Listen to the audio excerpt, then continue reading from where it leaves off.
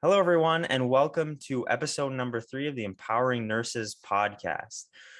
Today, I'm with Maya, and she is part of our Discord premium group.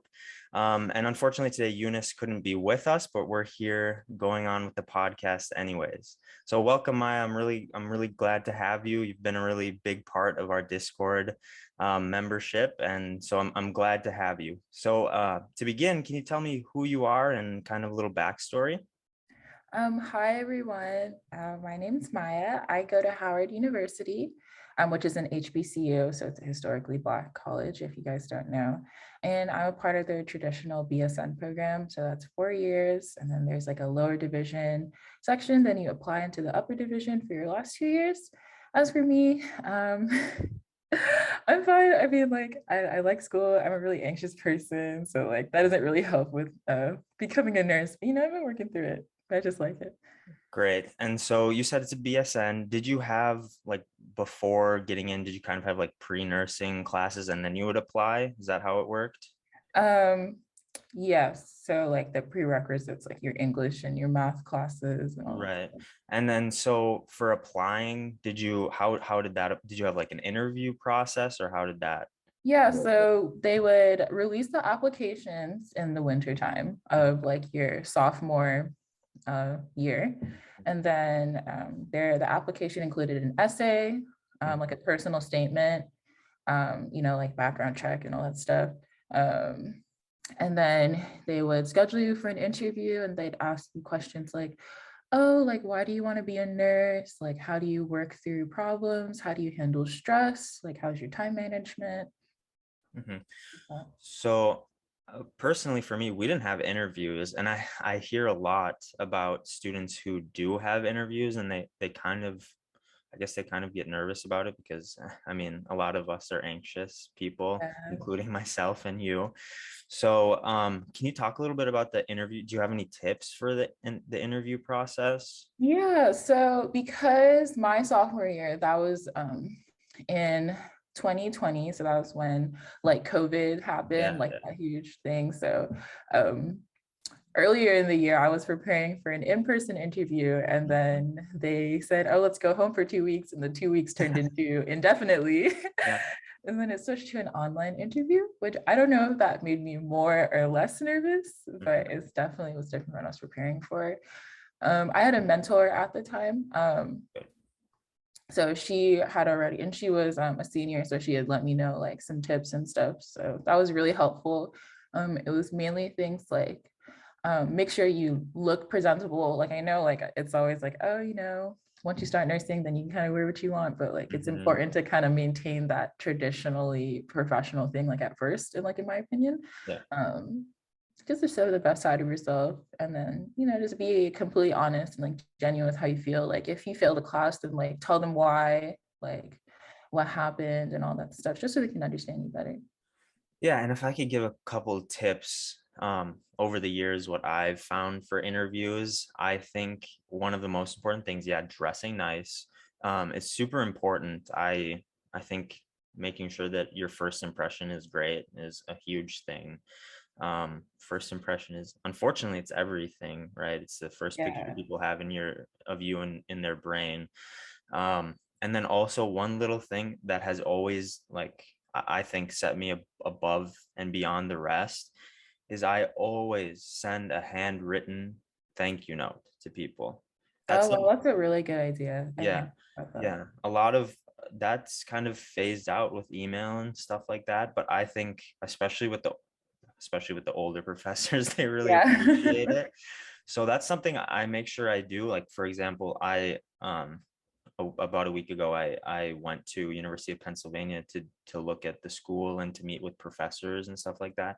I ended up sending 6 or 7 thank you notes to the professors, and I've already gotten an email that said it meant a lot to them. So Oh, well, that's great. I'm gonna write that down yeah, for yeah. when I It, do my job interviews and stuff. yeah, it's super important. Job interviews too. I mean, it helped me a lot. I did it for my internship and it helped me a ton too. So yeah, interviews, it's super important to know a few things. I guess other than that, we can move on to another question. Where are you in your program right now? So I'm a senior, so I graduate in May 2022, hopefully, God willing, but Yeah. so Yeah. yeah. Good. And then I know we've talked about this kind of a little bit in the Discord. And it's been a big thing for you, and I know it's a big thing for other people as well. Can you talk about a time where you've had a quote unquote failure, or you felt like something hasn't gone the way you wanted it to go? Yeah, so when I first came to Howard, they offered me a full ride scholarship. And if anyone knows about the school, the tuition is super, super high. It's like 50K. Mhm. So I was fine. Like I didn't have a hard time in high school with like school or anything. I didn't need help studying, all that stuff. And then I got to college and I was like, okay, yeah, I can do this. And that first semester, I was like, I did good, but like it wasn't like a good standing. Like I got B's and stuff. And that was good. That's fine. But then in my spring semester, it started dropping because well, I was in a rough spot mentally, I should say. Obviously, there are more factors than just like how my mental health is in terms of like my work ethic and like my time management and stuff, which honestly weren't that good.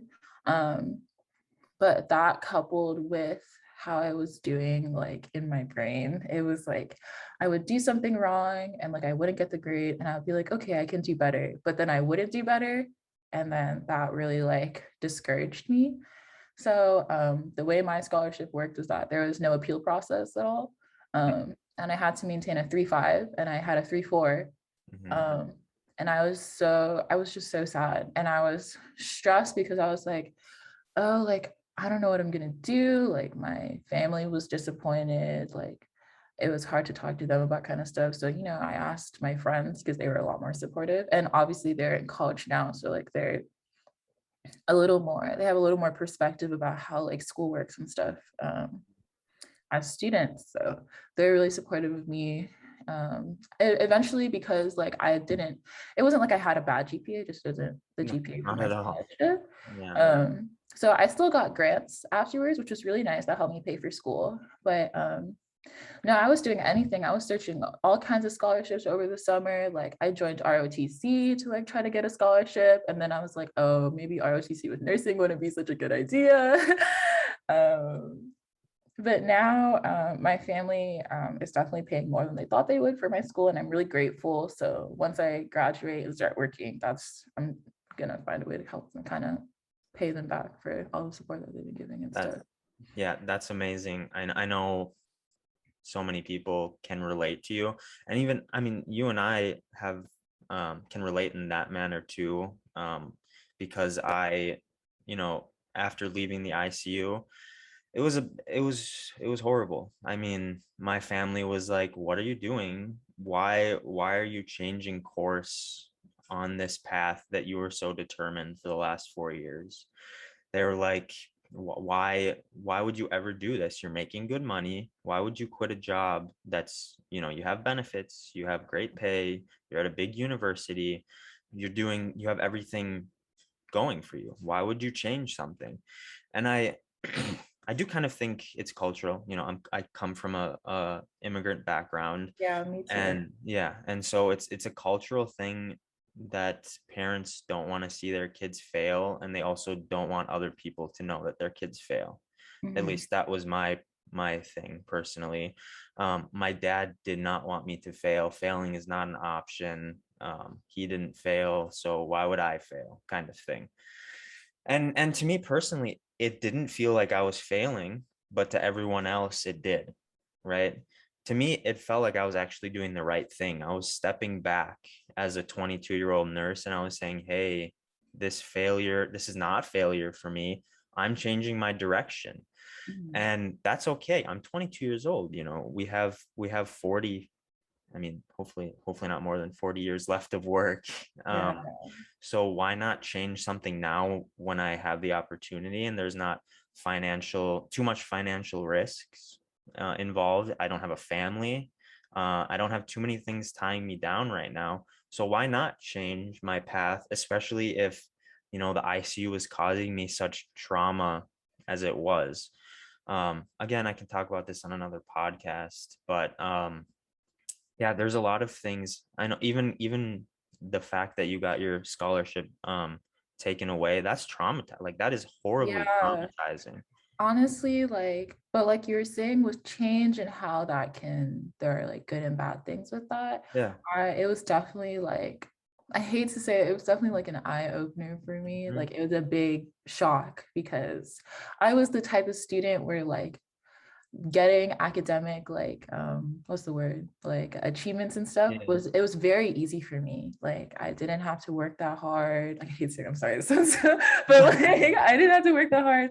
But then all of a sudden, like I was like, oh wow, like college is like difficult, like it's not meant to be easy. And I was like, okay, so like this is when I'm gonna buckle down, like this is when I'm gonna start to take things into my own hands, like ask questions if I don't know something, like Mhm.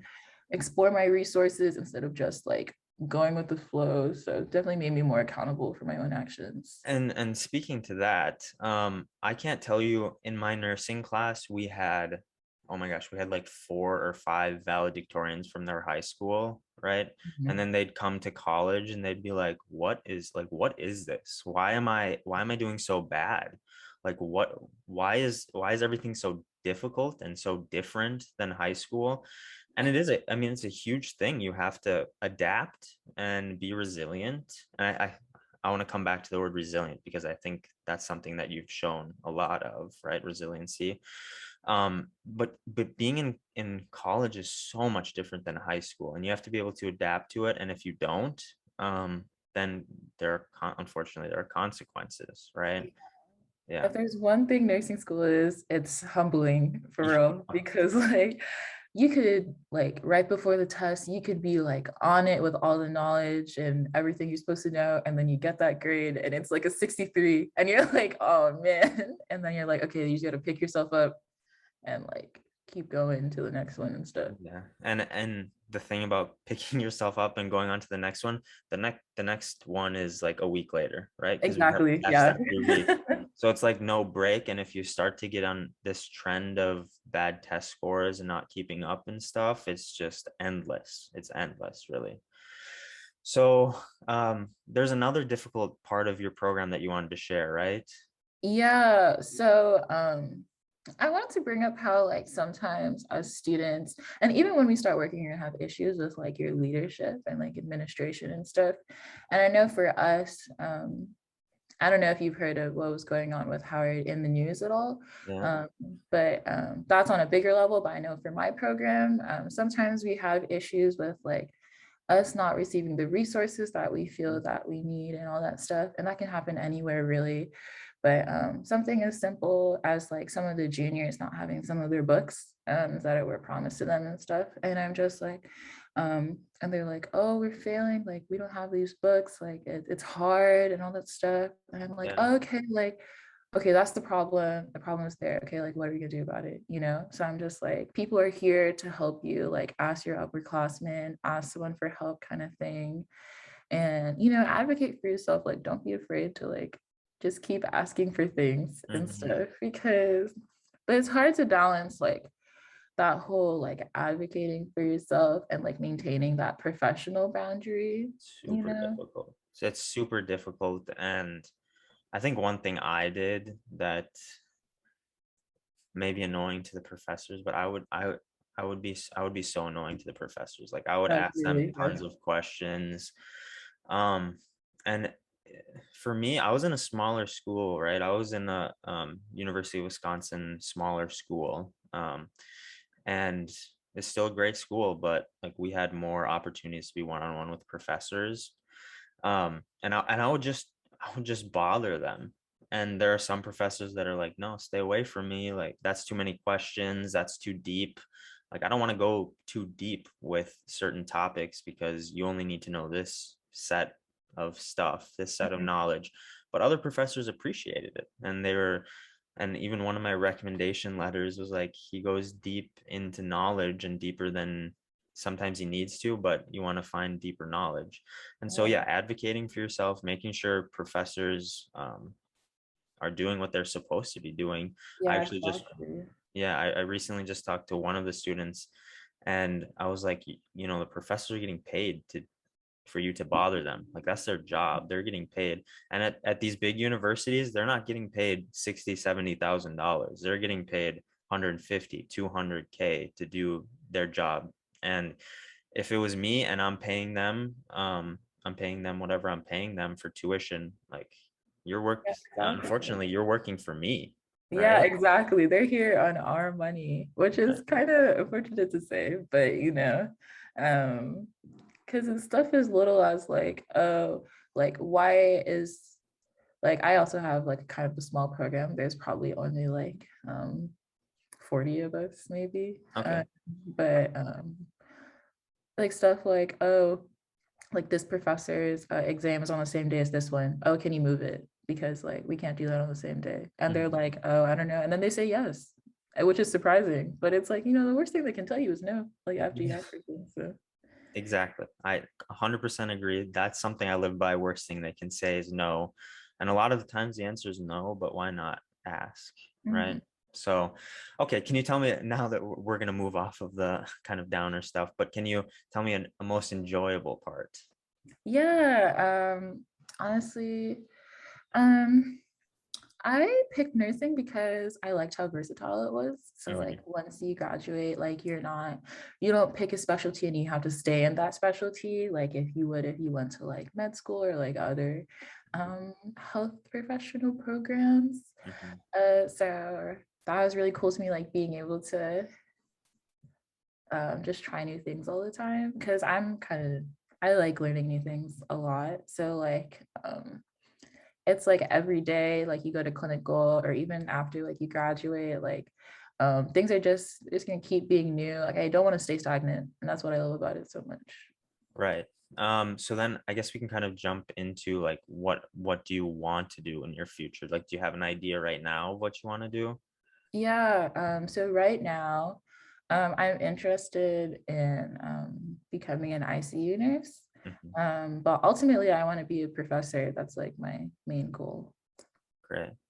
And you know me, I'm applying for PhD programs right now, so I'm kind of on the same. We kind of sound like we have the same trajectory.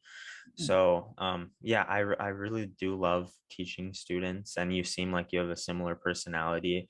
And I think we've both been through some adversity where we want to be able to help the next generation of nurses. And I think for a lot of students, especially those in ADN programs, which we're not, but I think that a lot of students feel that their nursing school experience was more difficult than it needed to be. Yeah, Right? exactly. Yeah. I hate this like mentality of like just because I experienced it, like, oh, I had it hard in nursing school, so like you should be able to do it too. And I'm just like, okay, you had it hard, but like, did you want it to be that way? Yeah. Like you didn't, so why are you making it hard for other students, kind of thing. Right. And it's super unnecessary. The whole nurses eating their young thing is the most ridiculous thing that Yeah. I can imagine in any profession. It's just so dumb. We're trying to teach the next generation things that should be done correctly and things that shouldn't be done correctly. But if you're bullying them and beating up on them, there's no way that anyone can learn in that setting. So, Yeah, I know for us, for this, you wouldn't really have a similar experience. So I'm at an HBCU, so a lot of our professors are like, "Oh, because you guys are Black, like you guys aren't white, so like you're gonna do twice the work for like just the same amount of approval, kind of thing." And they kind of like work us down and be like, "Oh, you have to do this, this, and that just to reach that standard that like your coworkers will have, because it won't be the same once you." Start working. And honestly, I think it's a really toxic mentality for a lot of for our community, mainly because like, why can't I it'll be like, why can't I just be a student? Like, why do I have to yeah. keep pushing and working and like I like, doing all this just to reach the bare minimum that like my counterparts with the same education we have? Hmm. Yeah, I totally agree. I very much agree, and it's unfortunate. So I guess we can kind of transition a little bit. Extracurriculars or jobs, do you have any? I don't work, really because I am not the type of person who can manage both a job and school. I have a lot of classmates who work as like PCTs or CNAs or like other like farm techs or all that kind Yeah. of stuff. And more power to them. Good job, Yeah. but that's definitely not for me. I would be failing if I did that kind of stuff. But for extracurriculars, I'm a mentor for a couple of programs that we have like through my school, which is really cool. It's been nice to kind of talk to underclassmen and see like how they're doing and stuff. And another like service organization, it's called the Good Girl Movement. So it just encourages like Black women to be unapologetically themselves. Right. Yeah. Good. Good. And did you feel like any of your extracurriculars have helped you in your nursing program, or do you think that they will help you in your future as a nurse? Yeah. Mainly for the I'm also in this other one. It's kind of off topic of my actual major. It's an environmental organization. So it's like we advocate for like clean water and like recycling on campus and stuff. Mhm. So it's technically an engineering org. So it's not technically what I do. Okay. But like it's nice it's definitely gave me a place where I can feel comfortable of like approaching people in positions of power Mm-hmm. and like asking for things and being like, oh, here are the problems and this is what we need to do. Because the type of person I am, I'm very like non-confrontational. So like being in the groups where I need to talk to like deans or like people on administration, it's just kind of helped me like transition that. Good.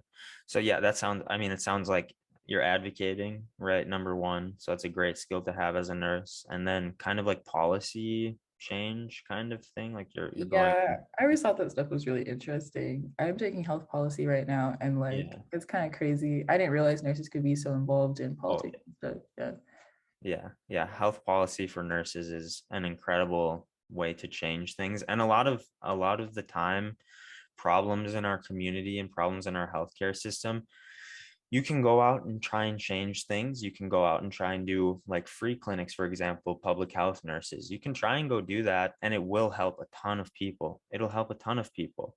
But to make a meaningful long-term impact, policy is the way to go, which is unfortunate. I wish you didn't have to go advocate and do this and that kind of stuff just to be able to feed people or to be able to house people or to be able to get good health care. But yeah, it's super important for nurses to do that. So I'm glad that you have a way to learn that skill, and it'll help you a lot as a professor one day, right? Yeah, Yeah. hopefully. Yeah. So can you talk about the Discord a little bit? You've been in since the beginning in our premium section. Can you talk a little bit about it, how it's helped you? Yeah, it's been really cool. I mean, I found you guys on TikTok, like initially, love that app as Yeah. time consuming as it can be sometimes. Yeah. I found a lot of resources, but it's definitely given me a place to ask questions to people who aren't in my program, which is super, super helpful because you guys are from like all over the country. Mhm. So it's been really cool and it's really broadened my perspective on like things that I need to do, like, like when I should take the NCLEX or like what I should look for a job and like all of that kind of stuff. Right. The biggest thing for me, coming from the Discord, I love educating. I love tutoring, doing stuff like that.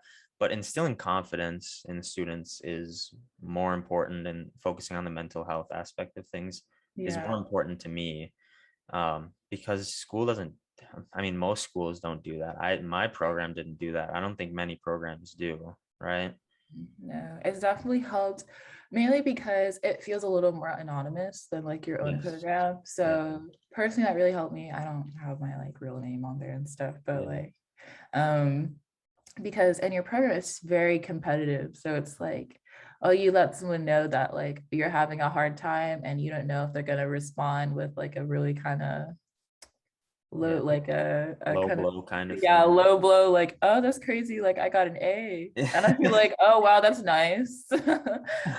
They're like, oh yeah, I thought that was so easy. And I was like, oh, I didn't. But like here, it's like you can say that was hard and people will validate you and be like, you know what, it is hard. And like, that's okay.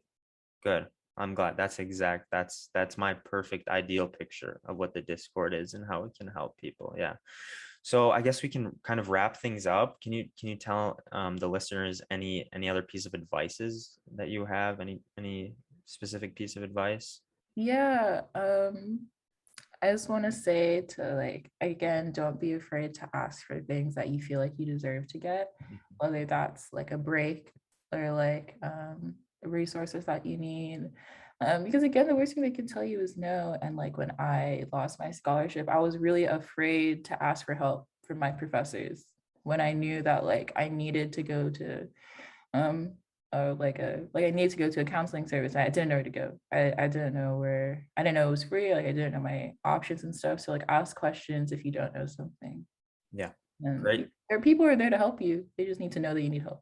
Yes. Great piece of advice. And I think the final thing is resiliency, making sure that you pick yourself up and dust yourself off and get on to the next thing is the hardest part of nursing school, but it's the most important thing. I always tell people that I want you to fail in nursing school. Most mentors don't say that. I really hope you fail in nursing school. I agree because that's the place to fail. You don't want to be Yeah. failing when you're In actually caring in for people's practice. lives and stuff. Yeah, because for example, when I was in the ICU, even if you fail for 2 seconds, that's life and death. So I want you to make sure that everyone in nursing school fails and learns how to deal with that failure. And both of us did, right? Mm. So that's my piece of advice for this episode. Maya, I want to thank you so much for coming on. This is such a amazing episode, and I'm really glad that we had the opportunity to do this. So many people are going to learn from this. So thank you. Thanks for having me. It was really fun. And I hope you guys take our advice. It's very good. Yes, good. Well, thank you again. This was episode 3 of the Empowering Nurses podcast. Hope to see you again soon. Please follow and check us out on TikTok and Instagram and stuff like that. So, bye, everyone. Thank you. Bye.